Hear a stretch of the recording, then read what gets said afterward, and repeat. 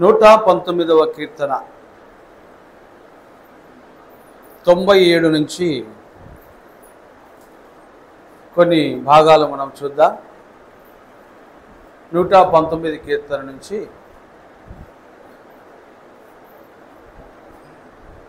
3 అనుభవాలను మనం తెలుసుకుందాం రాత్రికాలం వాక్య సహాయంలో నుంచి. 119 కీర్తన 97.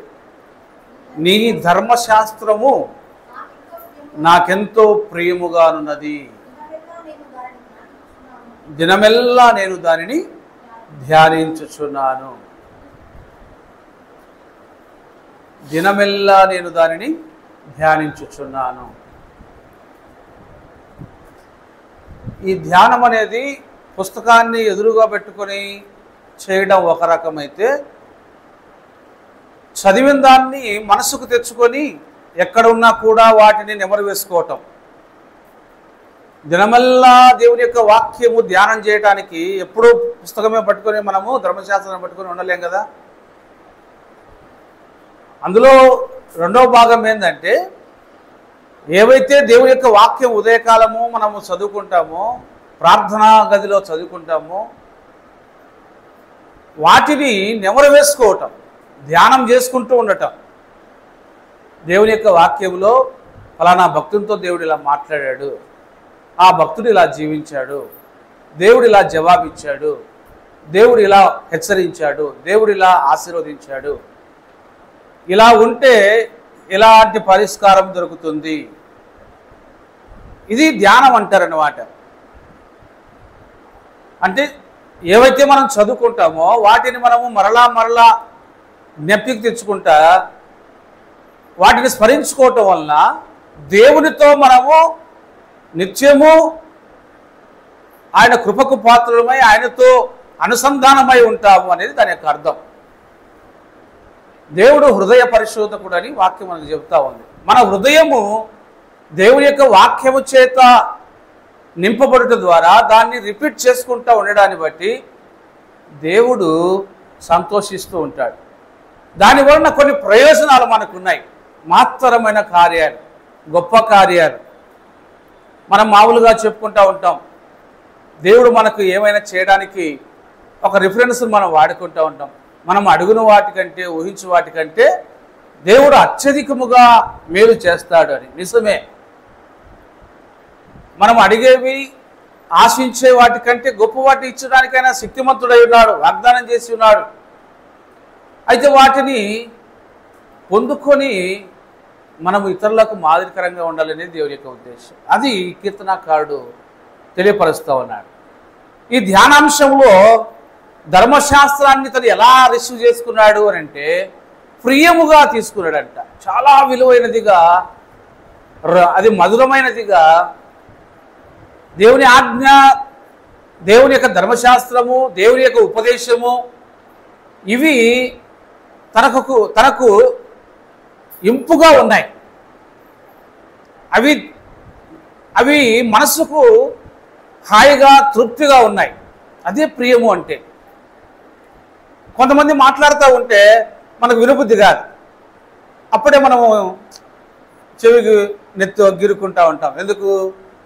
అక్కడ ఇంట్రెస్ట్ మనకు దొరకడంలా, ఆ మాటలు మనకు రుచికరంగా లేవు. అదే రుచికరంగా ఉంటే ఇంకా కాసేపు మనం వింటా ఉంటాం. కాబట్టి ఈయనకు ఆ ధర్మశాస్త్రమును ధ్యానిస్తూ ఉంటే అది ప్రియముగా తీసుకుంటా ఉన్నాడంట.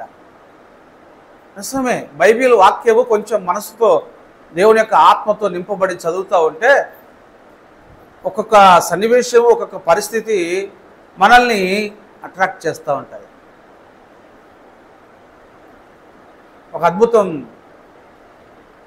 మోసే అది వరకు ఉపవాసం ఎప్పుడున్నాడో మనకు తెలియదు. దేవుడు కొండ మీదకి పిలిచినాడు. ఈయన ఏ క్యారియర్ తీసుకొని పోయేటప్పుడు ఏం మంచినీళ్ళు తాగినాడో తెలియదు. కొండకెక్కినాడు. సీనాయి పర్వతం కొండ మీదకి ఎక్కినాడు. ఆ పర్వతం పైకి ఎక్కినాడు. ఏమైనా దేవుడు ఒక రోజు మాట్లాడి పంపించేవాడు అనుకున్నాడో, లేకపోతే ఏమనుకున్నా, ఆయన ఏం సిద్ధపాటు అనేది లేదు. దేవుడు పిలిచాడు, నువ్వు తెల్లవారేసరికి నువ్వు రావాలంటే బయలుదేరి వెళ్ళిపోయాడు. దేవుడు మాట్లాడడం ప్రారంభించినాడు. ఈయన అన్నపానీయాలు, ఆకలి దప్పిక అనేవి రెండు మర్చిపోయినాడు. ఆకలి దప్పిక అనేవి రెండు మర్చిపోయినాడు. ఎంతకాలం మనం ఎంత బాగా మాట్లాడుకుంటా ఉన్నా కూడా సమయానికి మనకు ఈ బాడీ మనకు గుర్తు చేస్తూ ఉంటుంది దప్పికను, ఆహారము, ఆకలి. మోసే చూడండి 40 దినములు, ఒక రోజు కాదు, 2 రోజులు కాదు, 40 దినాలు కంటిన్యూగా. 40 దినాలు ఏంటి, మళ్ళా ఏదో పగలంతా అక్కడ ఉండేసి మళ్ళా ఇంటికి వచ్చి రెస్ట్ తీసుకొని నైట్ పూట తిని పోవడం కాదు. లాగేస్తాం. Very good, very good. గమనించండి, రేయింబగళ్ళు 40 పగళ్ళు 40 రాత్రులు ఏ ఆహారం తీసుకోలేదట ఆయన. ఏ ఆహారం తీసుకోలే, ఏ నీళ్లు కూడా మంచి నీళ్లు కూడా తాగలే. ఏమిటంటే ఒక మనిషికి ఇది ఎలా సాధ్యం? దేవుడు తనతో మాట్లాడుతూ ఉన్నాడు. దేవుడికి రెస్ట్ లేదు. దేవుడు అంటే దేవుడు, ఆయనకేమి, ఆయన యుగాలైనా ఉండగలుగుతాడు. కానీ మనిషి రక్తమాంసాలు, ఈ శరీరంలో నీటి శాతం తగ్గిపోతే పడిపోతుంది. ఇది మనకంతే కదా చెప్పేది. నాడి ఏం చెప్తుంది? నాడీ వ్యవస్థ. బాడీకి సరైన టెంపరేచర్ లేకపోతే ఇబ్బంది పడతాం. షుగర్ వచ్చే అవకాశం ఉంది, బీపీ వచ్చే అవకాశం ఉంది. అసలు ఈ బాడీని ఉన్న పాటున తీసుకొని పోయి 40 దినాలు ఏకధాటిగా కూర్చోబెట్టడం అనేది సాధ్యమా? అంతకుముందు ఏదైనా ప్రాక్టీస్ ఉందా? కానీ దేవుని సన్నిధి అంటే అంత గొప్పగా ఉంటుంది. అట్ అ టైం దేవుడు పిలిచాడు, ఈయన వెళ్ళాడు, ఆయన మాట్లాడుతూ ఉన్నాడు డైరెక్ట్గా. ధర్మశాస్త్రాన్ని ఇచ్చాడు, అక్కడ ఆజ్ఞలను ఇచ్చాడు ఆయన. ఇంకా విధి విధానాలన్నీ కూడా చెప్తున్నాడు. పలకలు ఆయన తయారు చేస్తూ ఉన్నాడు. 2 రాతి పలకలు తయారు చేసినాడు. ఆ రాతి పలకల మీద ఆజ్ఞలు ఆయన చెక్కుతా ఉన్నాడు. ఇవన్నీ ఆయన కళ్ళ ముందర మోసే కళ్ళ ఎదుట దేవుడు చేస్తూ ఉన్నాడు. ఈయన అవన్నీ మర్చిపోయాడు. తనకు కావలసిన వాటన్నిటిని కూడా మర్చిపోయాడు. అంత మమేకమైపోయినాడు. దేవుని యొక్క వాక్యం చదివితే ఒళ్ళు పులకరిస్తాయి, జల్దరిస్తాయి. ఎలా ఇది ఒక మనుషునికి సాధ్యం? అందుకే మనము దైవాపేక్ష కలిగిన వారమై ఉండాల. పాపేక్ష మనల్ని ప్రభువుకు దూరం చేస్తుంది. పాపేక్ష మనల్ని ప్రభువుకు, పరిశుద్ధతకు, నీతికి మనల్ని వెనక్కి లాగేస్తుంది. దైవాపేక్ష ఇది మనల్ని దేవునితో బాగా బలంగా తయారు చేస్తుంది. అందుకు యెహోవా ఉత్తముడని రుచి చూసి తెలుసుకోమని కూడా ఒక వాక్యం మనకు సపోర్ట్ చేస్తారు. కాబట్టి ధ్యానంలో అంతరహస్యం ఉంది. ఆ 40 దినాలు ఆయన దేవునితో గడిపి కిందికి దిగుతూ ఉంటే దేవుని యొక్క రిఫ్లెక్షన్, ఆ ప్రభావం అంతా మోసేకు సంపూర్తిగా వచ్చేసింది. ఆ కాంతి వచ్చింది, ఆ వెలుగు, ఆ తేజస్సు అంతా కూడా నింపబడింది ఆయనకు. ఆయన ముఖాన్ని చూసేదానికి ఇశ్రాయేలు ప్రజలకు చేత కావటంలా. ఇశ్రాయేలు ప్రజలు మోసే యొక్క ముఖాన్ని చూసేదానికి చేత కావటంలా. వాళ్ళకు కళ్ళు పోయినట్టుగా ఉన్నాయి. ఏంటి మోసేనేనా ఇదా? 40 దినాలు ఎక్కడ పోయాడు ఈయన? దేవుని దగ్గరికి వెళ్ళిపోయాడు, ఇప్పుడు వస్తున్నాడు, ఏం జరిగింది? ఆయన ఆ ముఖాన్ని చూడాలంటేనే కష్టంగా ఉంది అని చెప్పి వీళ్ళు ఇబ్బంది పడతా ఉంటే ఆయన ముసుగేసుకున్నాడంట. దేవునితో చూడండి, దేవునితో గడిపితే ఎలా ఉంటుంది. 40 దినాలు అన్నపానీయములు ఆయన మర్చిపోయాడు. ఎంత లీనమైపోయాడు, ధ్యానం. అప్పుడే ఆయనకు ఈ మనకు మామూలుగా ఆది కాండము, నిర్గమకాండము, లేవియ కాండము, సంఖ్యాకాండము, ద్వితీయోపదేశ కాండం, ఈ 5 కాండాలను రచించింది దైవజనుడైన మోషే. ఎట్లా వచ్చింది ఎందుకంటే దేవుని యొక్క ఆత్మచేత నింపబడి, దేవుని యొక్క ఆత్మచేత నింపబడడం ద్వారా దేవుడు ఆయన అట్లా వాడుకున్నాడు. కాబట్టి మనము చదువుకున్నటువంటి వాక్యంలో నుంచి సారాంశం ఏంటి అంటే, ధ్యానం అనేది చాలా చాలా చాలా ప్రయోజనకరమైంది. అది ఆయనే కాదు, పితరులు చాలామంది ఇలాగే దేవుని యొక్క వాక్యంలోని శక్తిని పొందుకుంటూ వచ్చారు. అందుకే ఈయన కూడా ఏమంటున్నాడు, నీ ధర్మశాస్త్రము నాకెంతో ప్రియముగా అన్నది. తర్వాత దినమెల్లా నేను దానిని ధ్యానించుచూ ఉన్నాను అంటున్నాడు. ఇంకా మనకు 98వ వచనంలో చూడండి, నీ ఆజ్ఞలు నిత్యము నాకు తోడుగా. చూడండి, ధ్యానం వలన ప్రయోజనం ఏంటంటే దేవుని యొక్క ఆజ్ఞ నిత్యము తోడుగా ఉంది. అంటే ఆజ్ఞ ఏం చేస్తుంది? మనల్ని కాపాడుతూ ఉంటుంది. ఆజ్ఞ మనల్ని కాపాడుతూ ఉంటుంది, ఎక్కడ అపరాధంలో పడకుండా, మనము తొట్టిల్లకుండా ఆజ్ఞ మనల్ని హెచ్చరిస్తూ కాపాడుతూ ఉంటుంది. అలాంటి ప్రయోజనం ఈ ఆజ్ఞ వలన. ఒక ప్రయోజనాన్ని గురించి ఆయన చెప్తున్నాడు, నా శత్రువులను మించిన జ్ఞానము అవి నాకు కలగజేయుచున్నవి. ఇతడు తెలుసుకున్నాడు, దేవుని యొక్క ఆజ్ఞ నా మనసులో ఉండడాన్ని బట్టి, నా హృదయంలో ఉండడాన్ని బట్టి, నాకు తోడుగా ఉండడాన్ని బట్టి నాకెంతో ప్రయోజనకరంగా ఉంది ఈ ఆజ్ఞ. అంటే ఆయన చెప్పిన మాట, శత్రువులను మించిన జ్ఞానము అన్నాడు. చూడండి, మనల్ని పడగొట్టడానికి శత్రువు ఏ ప్లాన్ వేస్తాడో, వాడు ఎలా ఆలోచిస్తాడో, అతను ఆలోచించేదాన్ని కూడా మనము పసిగట్టేంత జ్ఞానము.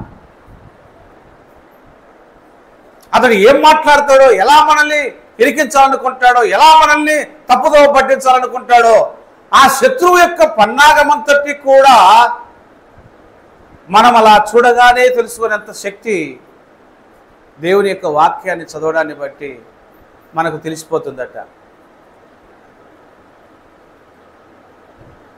మనిషి మోసపోవడానికి ప్రధానమైనటువంటిది ముందు మాట కదా. మాట, తీయని మాటలు ఉంటాయి కదా, మాటలు తీయని మాటలు, నునుపైన మాటలు అని కూడా రాయబడి ఉంది. నూనె కంటే నునుపైన మాటలు, తీయని మాటలు ఉంటాయి. వీటి వలన నష్టపోయిన తర్వాత తెలుస్తుంది మనకి ఎంత నష్టపోయాము. అదే దేవునితో సహవాసం చేస్తా మనం ఉంటే, వాక్య ధ్యానంలో మనం ఉంటే, శత్రువు ఏ ప్లాన్తో మన దగ్గరికి వచ్చినాడో, వాళ్ళ ఎస్టిమేషన్ ఏంటో, వాళ్ళు ఏ దారి గుండా వస్తున్నారో మనకు ఈజీగా అర్థమైపోతుంది. అప్పుడు మనము వాళ్ళకు దొరకకుండా వాళ్ళని తిప్పి కొట్టగలుగుతాం. ఇది దాని యొక్క అర్థం, మొదటి ప్రయోజనం అది. నీ ఆజ్ఞలు నిత్యము నాకు తోడుగా ఉన్నాయి, నా శత్రువులను మించిన జ్ఞానము అవి నాకు కలగజేస్తున్నాయి. దేవుని యొక్క వాక్యాన్ని రీడ్ చేయడం వలన చూడండి ఎంత ప్రయోజనము.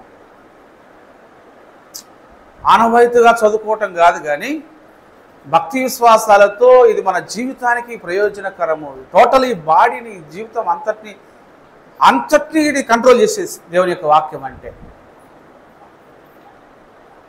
తర్వాత 99వ వచ్చిన భాగం చూడండి, ఇంకొక అనుభవాన్ని చెప్తున్నాడు ఆయన.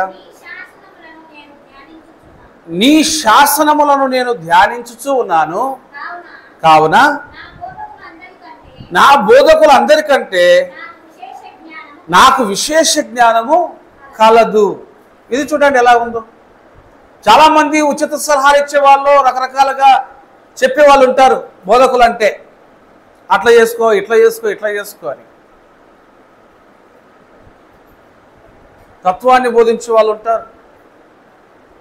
అలా బోధించే వాళ్ళందరికంటే దేవుని వాక్యమే నీకు నాకు ఎక్కువ పాఠాలు, ఎక్కువ అనుభవాలు నేర్పిస్తుంది.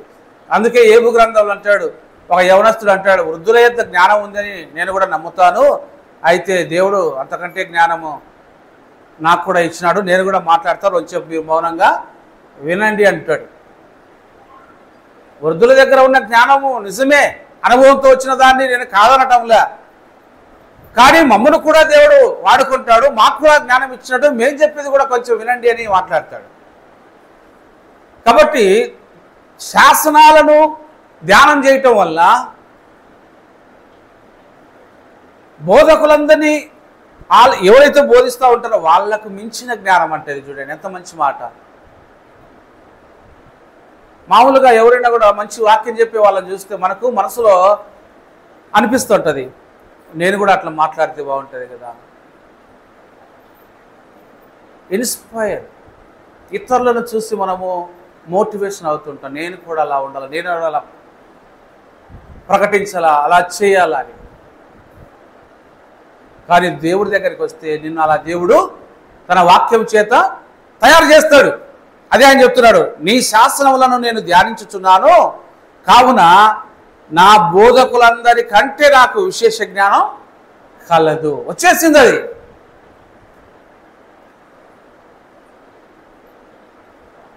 ఒకసారి నేను ఒక పెద్ద దైవజనుని ఒక క్వశ్చన్ అడిగిన. ఆ మంచి దైవజనుడు, మంచి జ్ఞానవంతుడు. నేను అడిగిన క్వశ్చను అప్పుడు అది ఇప్పుడు నేను కూడా మర్చిపోయాను. అది అంటే మనకి ఈ టయానికి వచ్చేసరికి వడదెబ్బ, ఆ దెబ్బ, ఈ దెబ్బలు పడతా ఉంటాయి కదా, దాని లేటు కొన్ని మనం కూడా మైండ్ లేదండి.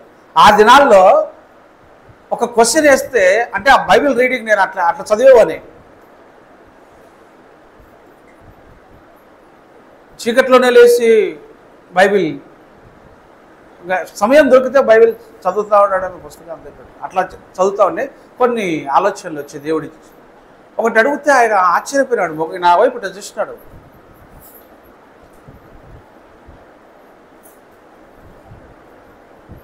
అంటే ఏంటంటే ఆయన ఆలోచించే విధానము, నేను ఆలోచించే విధానము ఎట్లా, ఇది నువ్వు ఎట్లా చదివినావు అని అడిగినాడు.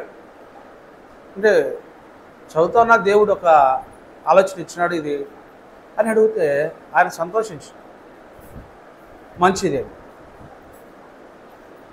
అంటే ఏమిటంటే దేవుని యొక్క వాక్యంలో అంత శక్తి దేవుడు దాచిపెట్టాడు.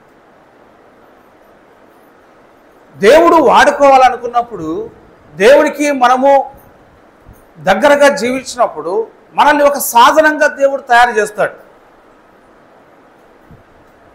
బోధకులను మించినటువంటి జ్ఞానం అంటున్నాడు చూడండి, అది ఎంత గొప్పదనేత. బోధకులు అందరికంటే విశేష జ్ఞానం నాకు ఇచ్చావు, నా దగ్గర ఉంది అంటున్నాడు. మొదటిది శత్రువులను మించిన జ్ఞానం, శత్రువులను మించిన జ్ఞానం. రెండవది బోధకులకు మించిన జ్ఞానం. మూడవది చెప్పి మనం ముగించుకుందాం, నీ ఉపదేశములను నేను లక్ష్యము చేయుచున్నాను, కావున వృద్ధుల కంటే విశేష జ్ఞానం అంటున్నాడు చూడండి.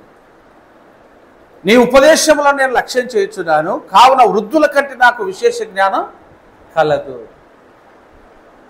మన సమకాలికులు కొంతమంది వృద్ధులు ఉంటారు, వాళ్ళ దగ్గర కొంచెం పరిజ్ఞానం ఉంటుంది, వాళ్ళ అనుభవాలు కొంత ఉంటాయి. కానీ బైబిల్లో ఆయన కంటే మనకంటే పితరులు ఎంతోమంది ఉన్నారు, మహావృద్ధులు ఉన్నారు. వాళ్ళ అనుభవాలు, ముసలితనములో యాకోబు ఏం చేసినాడు? మంచం మీద ఉన్నాడు ఆయన, పట్టెబట్టుకొని లేచాడు. ఏం చేసినాడు? తను మరణించబోతున్నాడని తెలుసుకొని తన యొక్క కుమారులను అందరినీ పిలిచి వాళ్ళ మీద చేతులుంచి వాళ్ళ గురించి ప్రవచనాలు చెప్పేస్తాడు. నువ్వు ఇలా ఉంటావు, నువ్వు ఇలా ఉంటావు, నువ్వు ఇలా ఉంటావు, నువ్వు ఇలా ఆశీర్వదించబడతావు. నా తండ్రి అయిన దేవుడు, నా పితరుల దేవుడు, అబ్రహాము దేవుడు, ఇస్సాకు దేవుడు, నా దేవుడు మీకు తోడుగా ఉంటాడు. ఇట్లా గైడెన్స్ ఇస్తూ వచ్చాడు వాళ్ళకు. నేను అనుకున్న ఆ వాక్యం చదివేటప్పుడు, అరే ఒక ఆత్మీయంగా ఒక వ్యక్తి ఆత్మీయంగా ఎదిగినప్పుడు దేవునితో అనుభవం కలిగిన వాడు తన పిల్లల్ని ఎట్లా ఆశీర్వదిస్తున్నాడు. తన కాలం ముగిసిపోతుంది, తన ఇక మరణానికి సమీపంగా ఉన్నాడు. ఆ లాస్ట్ టైం అతనికి తెలిసింది, ఇక నేను వెళ్ళబోతున్నానని తెలుసుకొని పిల్లలందరినీ దగ్గర తీసుకొని వాళ్ళని ఆశీర్వదిస్తూ ఉన్నాడు. ఇది మనం ఎత్తపు ఖాళీలో ఓపెన్ మీటింగ్ పెట్టినప్పుడు ఈ టాపిక్ మీద నేను అంత్యదినాల్లో ఏం జరుగుతుందనే దాని మీద మాట్లాడినాను. దాంట్లో ఈ సందర్భం వస్తుంది. అంత్యదినాలలో ఏం జరుగుతుందో మీకు తెలుపుతానని యాకోబు అంటాడు. యాకోబు కాలం ఎప్పుడు? ఆయనే అంత్యదినాల గురించి చెప్తాడు. నేటి మన కాలానికి ఏం జరుగుతుందో ఆయన అప్పుడే చెప్పగలిగినాడు. అంటే దేవునితో ఎంత మమేకమై ఉంటే ఇది సాధ్యం అవుతుంది. దేవుడు వాడుకోవాలి కదా. చాలామంది ఉన్నారు, కానీ దేవుడు వాడుకున్న పాత్రే పైకెత్తబడుతుంది. కనబడుతుంది. అట్లా మనం కూడా ఉండాలని దేవుని యొక్క వాక్యం చెబుతా ఉంది. కాబట్టి దేవుని యొక్క ధర్మశాస్త్రము, దేవుని యొక్క ఆజ్ఞ, దేవుని యొక్క శాసనం, దేవుని యొక్క ఉపదేశం, ఇవన్నీ కూడా మనము ధ్యానించటం అయితేనేమి, మనసులో పెట్టుకోవడం అయితేనేమి, ఫాలో అప్ చేయటం అయితేనేమి, లక్ష్యం చేయటం, ఉపదేశాన్ని, దేవుడు చేసినటువంటి ఉపదేశం, ఆ ఉపదేశ సారాంశాన్ని మనం మనసుకు తెచ్చుకుంటే వృద్ధుల కంటే ఎక్కువ జ్ఞానం మనకి ఇవ్వబడుతుంది. ఇదిగో ముదిమిలో దావీదు కూడా ఏం చేశాడు? మనం మొదటి వర్తమానంలో ఆదివారం కూడా చెప్పుకున్నాం కదా. తనకు మరణకాలం సమీపించినప్పుడు దావీదు తన కుమారుడైన సొలొమోనును పిలిచి, ఆయన దేవుడు నన్ను ఈ విధంగా కాపాడుతూ వచ్చినాడు, నెక్స్ట్ దేవుడు నిన్ను ఎన్నుకున్నాడు, నేను మందిరాన్ని కట్టాలనుకుంటే నీ కుమారుని చేత నేను కట్టిస్తానన్నాడు, కాబట్టి నువ్వు పనికి పూనుకో, ధైర్యం వహించి పని పూనుకో, దేవుని ఆజ్ఞలను ఖచ్చితంగా నెరవేర్చు, తొట్టిల్ల వద్దు, దేవుడు నీకు తోడుగా ఉంటాడు, ఆయన పని చేస్తే తరతరాలు ఆశీర్వాదకరంగా ఉంటారని హితబోధంతా చేసినాడు. ఈ వృద్ధులు మనకు ఒక పాఠాన్ని నేర్పిస్తూ ఉన్నారు. అంటే మనము ముసలితనంలో ఏం చేయాలనో, యవ్వన కాలంలో ఏం చేయాలనో, ప్రభువుని అంగీకరించిన తర్వాత ఏం చేయాలనో, టోటల్గా ఒక మెటీరియల్ అంతా మనకు గైడెన్స్ దేవుడు చేసినట్టే. వృద్ధులు ముసలితనంలో ఆ మాట చెప్తారు. మనకు దాని చదవంగా వాళ్ళ అనుభవాలు మనకు ప్రయోజనకరంగా మారుతూ ఉన్నాయి. అయితే ప్రాక్టికల్గా మనం కొన్ని అనుభవించినప్పుడే ఇంకా తృప్తి మనకు కలుగుతుందన్నమాట. కాబట్టి ఇలాంటి ఆత్మీయ అనుభవాలు పుష్కలంగా మీరు ఒక సలహా చెప్తా, నేను కొన్ని కోల్పోయినా మీకు దేవుడు ఏదైనా ప్రేరణ కలిగించినప్పుడు, మీతో మాట్లాడినప్పుడు అవన్నీ రాసి పెట్టుకోండి. నేను చాలా మెమోరీస్ అన్ని పోగొట్టుకున్నాను, చాలా బాధపడుతూ ఉంటాను, చాలా ఇచ్చినాడు దేవుడు. అవన్నీ అప్పటికి ఏమనిపిస్తుంది అంటే, ఏం పర్లేదులే, ఉంటాయిలే, మన తర్వాత చూద్దాం అంటే కొంతకాలానికి అవన్నీ కూడా మసక మారిపోవడము, లేకపోతే ఈ టెన్షన్స్ వల్ల ఇంకొకటో అవన్నీ డిలేట్ అయిపోతూ ఉంటాయి. అందుకు ఏమైనా రాసి పెట్టుకుంటే అవి గుర్తుంటాయి, చదివినప్పుడు మనకు మళ్ళీ అవి దేవుడు మళ్ళీ జ్ఞాపకం చేస్తాడు. అసలు ఈ బైబిల్ అలా రాయకపోతే మళ్ళీ మనం స్మరించుకునే దానికి అవకాశం. ఇది చదివితే మనకు వాళ్ళ ఇమేజెస్ అంతా కూడా మనకు మైండ్కి వచ్చేస్తూ ఉంటుంది, ఓహో ఇట్లనా అట్లనా అని చెప్పి. కాబట్టి మనకు దేవుడు ఏమైనా ఇచ్చినప్పుడు, ప్రార్థన చేసుకునేటప్పుడు ఒక తలంపు ఇంకొకటో, వాక్యం చెప్పేటప్పుడు ఎవరైనా చెప్తున్నప్పుడు, నేను చెప్తున్నప్పుడు, మీకు దేవుడు ఏదైనా మనసుకి ఇచ్చినప్పుడు, ఓహో నేను కూడా ఇట్లుండాలి, ఇంకొకటో అన్నప్పుడు అవన్నీ కూడా అండర్లైన్ చేసుకుని ఒకటి రాసి పెట్టుకుంటే చాలా బాగుంటుంది. ఆ పని చేస్తూ ఉన్నాడు. దేవుని కృపావాక్యమును అర్థం చేసుకుంటూ ధ్యానిస్తూ 3 అనుభవాలు మరలా చెప్తాను, ముగిస్తాను. మొదటి అనుభవం, శత్రువులను మించిన జ్ఞానం వస్తుంది. రెండో అనుభవం, బోధకులందరికంటే విశేష జ్ఞానం, అధికమైనటువంటి జ్ఞానం వస్తుంది. మూడవది, వృద్ధుల కంటే అధిక జ్ఞానం కదా. ఎంత గొప్పదనేత. ఇట్లాంటి అనుభవం కావాలని మనం కోరుకుందాం. దేవుని కొరకు జీవించుదాం. ప్రార్థన చేద్దాం.